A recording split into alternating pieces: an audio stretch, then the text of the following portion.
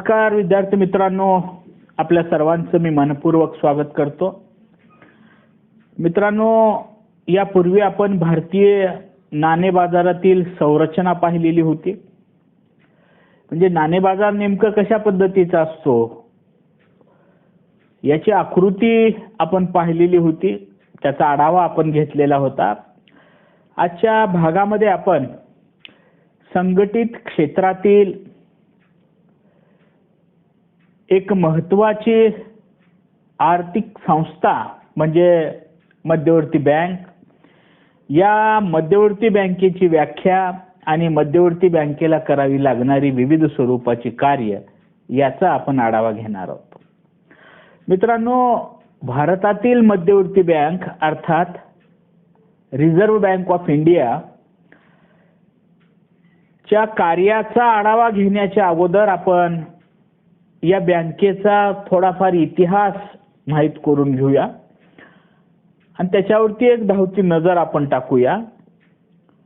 बघा, 1926 मध्ये Hilton young यांच्या नेतृत्वाखाली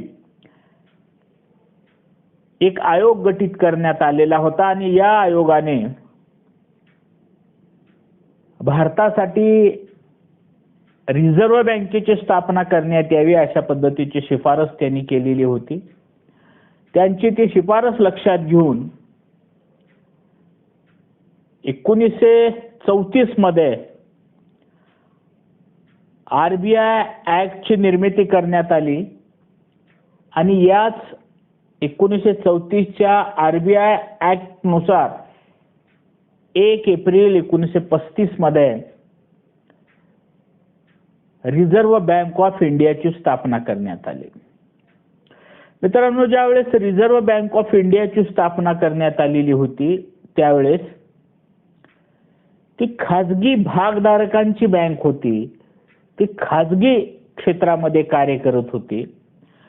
परंतु ज्यावेळेस या बँकेचं राष्ट्रीयकरण करण्याचा निर्णय घेण्यात आला त्यावेळेस या बँकेचे जे भागधारक होते, ज्यांच्याकडे प्रत्येकी 100 रुपयाचे शेअर्स होते, त्या शेअर्सची पुनर्खरेदी भारत सरकारने 118 रुपये 10 आणे देऊन खरेदी केलेला आहे. सुरुवातीच्या कालखंडामध्ये आरबीआयची जी स्थापना झालेली होती त्यावेळेस आरबीआयचं अधिकृत भाग भांडवल 5 कोटी रुपयाचं होतं. ज्यावेळेस या बँकेचं राष्ट्रीयकरण करण्याचा निर्णय झाला त्यावेळेस भारत सरकारने एकूण 5.54 कोटी रुपये देऊन ते शेअर्स खरेदी केलेले होते. तसं पाहायला गेलं तर आजही आरबीआयचं अधिकृत भाग भांडवल हे 5 कोटी रुपयाचंच आहे.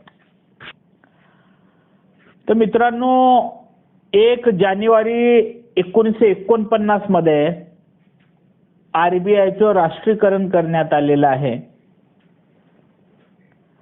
तर अशा पद्धतीनं आरबीआयची स्थापना झालेली आहे. आरबीआयचं राष्ट्रीयकरण करण्यात आलेलं आहे. तर आरबीआयचा इतिहास थोडक्यामध्ये जाणून घेतल्यानंतर आता मध्यवर्ती बँकेच्या ज्या अनेक अर्थतज्ञांनी महत्त्वपूर्ण व्याख्या केलेल्या आहेत त्याच्यावरती सुद्धा आपण एक नजर टाकूया. बघा, डॉक्टर M.H. डिकॉक यांनी मध्यवर्ती बँकेची व्याख्या केलेली आहे. ते म्हणतात की मुद्रा व बँकिंग संरचनेतील शिखर संस्था म्हणजे मध्यवर्ती बँक होय. आता मुद्रा आणि बँकिंग क्षेत्रातील सर्वोच्च बँक आणि या संपूर्ण प्रणालीवरती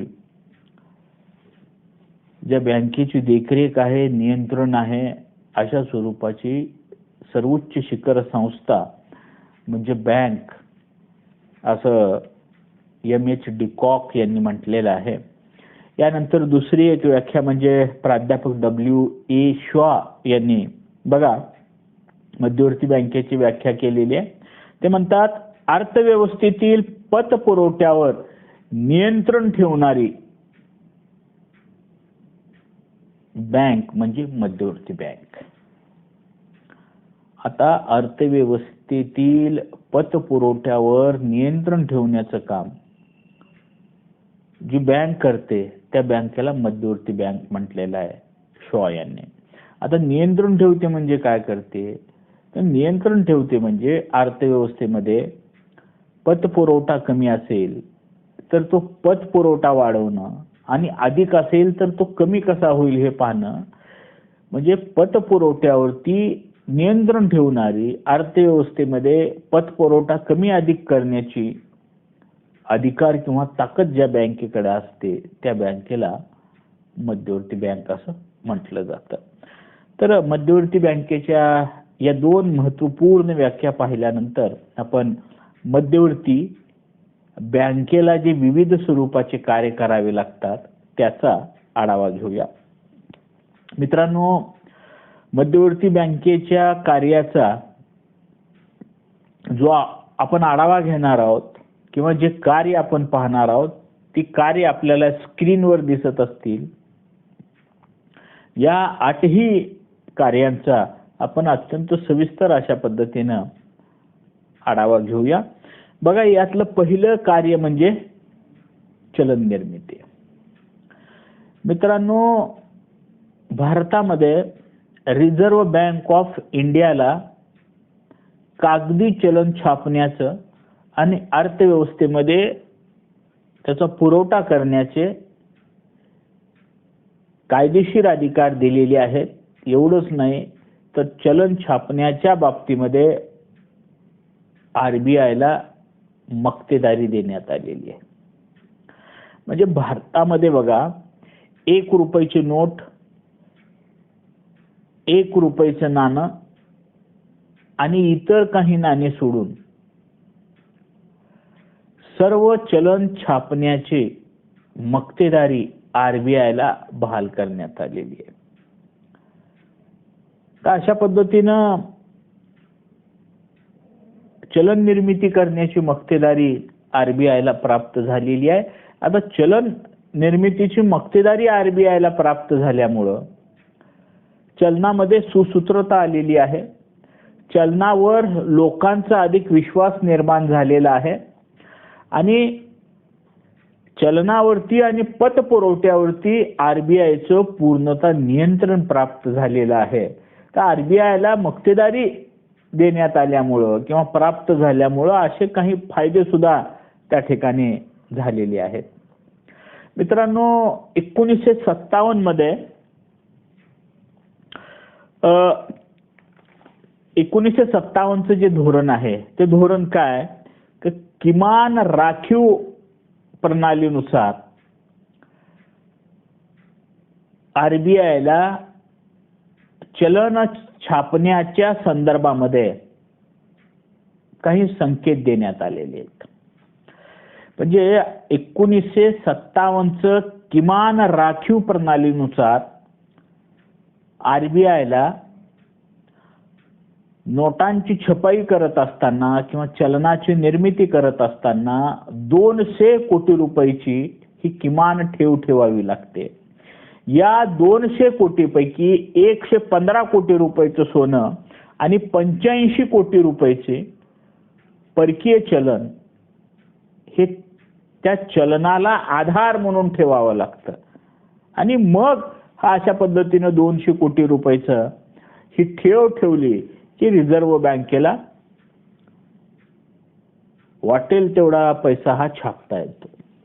आता वाटेल तेवढा पैसा छापता येतो म्हणजे बघा, अर्थव्यवस्थेमध्ये पैशाचा पुरवठा वाढला की महागाई निर्माण होते आणि पैशाचा पुरवठा कमी झाली की आर्थिक मंदी निर्माण होते आणि त्यामुळं पैसा अधिक छापूनही जमत नाही किंवा पैसा कमी छापूनही जमत नाही. तर अर्थव्यवस्थेमध्ये जेवढी गरज आहे ती गरज लक्षात घेऊन RBIला तेवढ्या चलनाची निर्मिती ही करावी लागते आणि RBI नेमकं तेच करत असतं. तर अशा पद्धतीनं भारतामध्ये चलन निर्मितीचे कायदेशीर अधिकार आरबीआयला प्राप्त झालेले आहेत. यानंतरचा दुसरा मुद्दा म्हणजे सरकारची बँक.